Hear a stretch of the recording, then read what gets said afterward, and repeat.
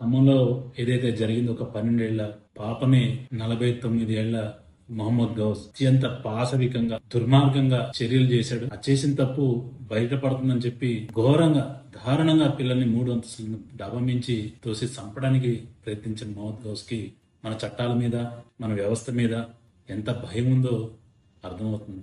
అంటే ఏం చేసినా తప్పించుకోగలము అనే ఒక నమ్మకంతోనే ఇంత దుర్మార్గపు చర్యకి ఉడికెడితే కనీసంగా స్పందన లేని ఈ ప్రభుత్వం మరి 2 రోజులు కింద జరిగితే ఆ పాప కోమాలోకి వెళ్తే నిన్న కోమాలోంచి బయటకు వచ్చి విషయాలు చెప్తే ఇప్పటికి కూడా ఏ ఒక్క నాయకుడు కూడా ప్రభుత్వం నుంచి వచ్చి పరామర్శించిన పాపాన్ని పోలేదు. నిన్న తుమ్మల నాగేశ్వరరావు మీడియాతో మాట్లాడతాడు, ఈ రోజు పొంగిలేటి శ్రీనివాసరెడ్డి మీడియాతో మాట్లాడతాడు.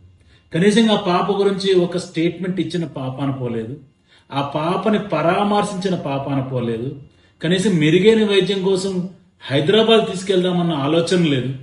ప్రాణాపాయ స్థితిలో ఉన్న పాపని పట్టించుకోవాలన్న కనీసం మానవతా హృదయంతో అన్నా సరే కనీసంగా ఒక మంత్రి హోదాలో ఉండి నిన్ను గెలిపించిన ఎమ్మెల్యే చేసి మంత్రిని చేసిన ప్రజలకి ఆ మాత్రం చేసే పరిస్థితులు తుమ్మల నాగేశ్వరరావు చూస్తుంటే నాకు సిగ్గు అనిపిస్తుంది. ముస్లింలు అంటే కాంగ్రెస్ అంటే ముస్లింలు అంటే నేనేమనుకున్నామంటే ఎన్నికలప్పుడు మాట్లాడుకుని నరనరాల అదే ఉందనిపిస్తుంది. కనీసం ఒక స్టేట్మెంట్ ఇచ్చే దమ్ము ధైర్యం లేని పిరికి పందమని ఈ రోజు అర్థమవుతుంది. భారతీయ జనతా పార్టీ హెచ్చరిస్తుంది మరొకసారి, ఆ పాపకు గాని సరైన న్యాయం జరగకపోయినా మరి వాడికి కఠినమైన శిక్ష విధించకపోయినా భారతీయ జనతా పార్టీ ఉద్యమంలాగా ఉప్పెనలాగా వచ్చి మిమ్మల్ని కబళిస్తుందని చెప్పి ఈ సందర్భంగా డిమాండ్ చేస్తూ మరి ఇటువంటి పునరావృతం కాకుండా తప్పు చేయాలంటేనే ఉనికిపోయే విధంగా మీ యొక్క చర్యలు ఉండాలని చెప్పి భారతీయ జనతా పార్టీ డిమాండ్ చేస్తుంది.